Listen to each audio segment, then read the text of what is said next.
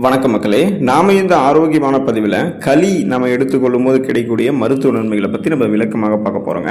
குறிப்பாக கேழ்வரகு களி, கம்பங்களி எல்லாம் நீங்கள் வந்து எடுத்துக்கொள்ளலாம். இதுக்கான அளவு பார்த்தீங்கன்னா ஒரு வேலைக்கு 1 அல்லது 2 மிதமான உருண்டைகள் எடுத்துக்கலாம். அந்த மிதமான உருண்டைகள் வந்து 150லேருந்து 200 கிராம் வரைக்கும் தோராயமாக இருந்தாலே போதுமானது தான். ஆரம்பத்தில் சாப்பிடுபவர்கள் அல்லது செரிமான கோளாறு இருக்கிறவங்களாம் அரை உருண்டையாக தொடங்கி படிப்படியாக அந்த அளவு வந்து உயர்த்திக்கலாங்க. மதிய உணவாக நீங்கள் வந்து இந்த மாதிரி பார்த்தீங்கன்னா களியை வந்து எடுத்துக்கொள்ளலாம். காலை உணவு கூட எடுத்துக்கலாம். சுறுசுறுப்பாக அன்ற நாளை நீங்கள் தொடங்குவீங்க.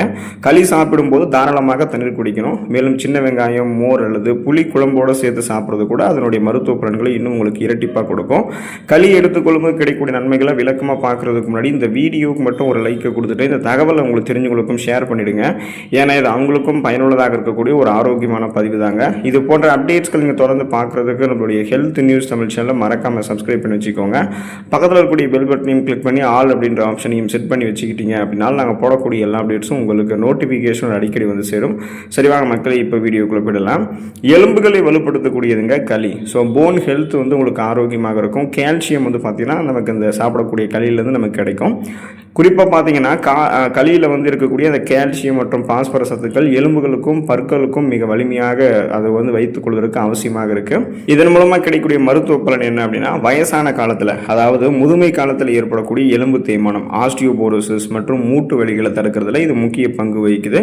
வளரக்கூடிய குழந்தைகள் ஆரம்பித்து இளைஞர்களை தொடங்கி முதியவர்கள் வரைக்கும் அனைவருக்குமே எலும்புகள் பலமாக இருக்க வேண்டியது அவசியம். அப்படின்றதால களி நம்ம எடுத்துக்கொள்ளும் போது எலும்பு வளர்ச்சி ஆரோக்கியமாக இருக்கும். ஸோ நமக்கு எந்த விதமான எலும்பு தொடர்பான பிரச்சனை இல்லாமல் உடலை பலம் பெற வைத்துக் கொள்ளலாம்.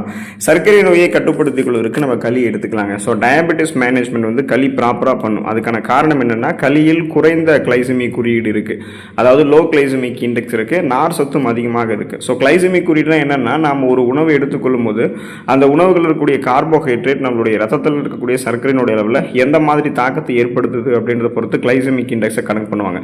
கிளைசமிக் இண்டெக்ஸ் அதிகமாக இருக்குன்னா அந்த உணவுகளில் கார்போஹைட்ரேட் அதிகமாக இருக்குன்றது அர்த்தம். கிளைசமிக் இண்டெக்ஸ் குறைவாக இருக்குன்னா அந்த உணவுகளில் கார்போஹைட்ரேட் கிடையாது, நார் சத்து தான் இருக்குன்றது அர்த்தம்.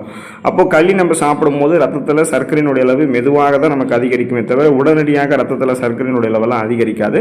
இதனால் திடீரென சர்க்கரை அளவு உயர்வது தடுக்கப்பட்டு நீரிழிவு நோயாளிகள் தங்களினுடைய அந்த ரத்தத்தில் இருக்கக்கூடிய சர்க்கரையினுடைய அளவை சீராக பராமரித்துக் கொள்வதற்கு எல்லாமே களி தொடர்ந்து உதவிகரமாக இருக்கும். ஸோ பிளட்ல இருக்கக்கூடிய சுகரோட அளவை கண்ட்ரோல் பண்ணிக்கலாம். நாளடைவில் அந்த சுகர் ப்ராப்ளத்திலிருந்து விடுபட்டுலாங்க.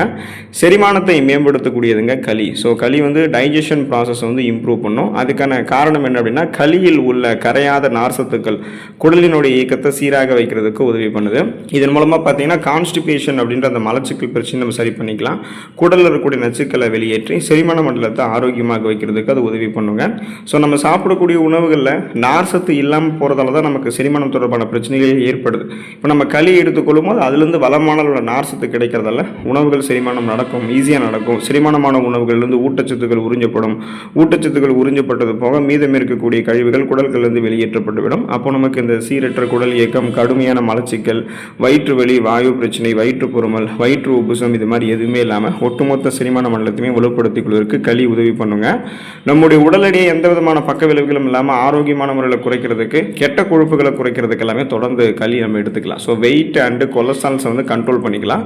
அதுக்கான காரணம் என்ன அப்படின்னா, களியில் வந்து ஃபைபர் என்று சொல்லக்கூடிய நார் சத்து அதிகமாக இருக்கிறதால நிறைய அதிக நேரத்திற்கு வந்து பார்த்தீங்கன்னா வயிறு நிரம்பிய ஒரு உணர்வை வந்து இது கொடுக்கும். அடிக்கடி பசி எடுக்கிறது தடுக்கும். ஏன்னா நம்ம வெயிட் லாஸ் பண்ணணும் அப்படின்னாலே பட்னி கிடந்து வெயிட் லாஸ் பண்ணக்கூடாது. அதிக கலோரிகள் நிறைந்துள்ள உணவுகள் எல்லாம் எடுத்துக்கொண்டு வெயிட் லாஸ் பண்ண முடியாது. குறைந்த கலோரிகள் இருக்கக்கூடிய உணவுகள், எனர்ஜி ட்ரிங்க்ஸ் எல்லாம் எடுத்துக்கொண்டு பசியை கட்டுப்படுத்தி தான் வெயிட் லாஸ் பண்ணணும். அதுதான் ஆரோக்கியமான வழிமுறையும் கூட. அதனால நீங்கள் என்ன பண்ணுறீங்க அப்படின்னா, தேவையற்ற உணவு உட்கொள்ளலை கட்டுப்படுத்தி உடல் எடையை குறைக்கிறதுக்கு களி எடுத்துக்கலாம். ரத்தத்தில் படிந்திருக்கக்கூடிய அந்த கெட்ட கொழுப்பு எல்டிஎல்லினுடைய அளவை கூட இது குறைத்து ரத்த நாளங்கள் வழியாக ரத்த ஓட்டத்தை இதயத்துக்கு அனுப்பி உங்களுக்கு மாரடைப்பு, பக்கவாதம் இது மாதிரி பிரச்சனை வராமலும் பாதுகாக்கும். உங்களுடைய வெயிட் லாஸையும் ப்ராப்பராக உங்களுக்கு வந்து பார்த்தீங்கன்னா களி வந்து கொடுக்குங்க. அனிமியா என்று சொல்லக்கூடிய ரத்த சோகை நோய், அந்த நோய் குணப்படுத்தப்பட்டு மீண்டும் வராமல் தடுக்கப்படுவதற்கு களி நம்ம எடுத்துக்கலாங்க.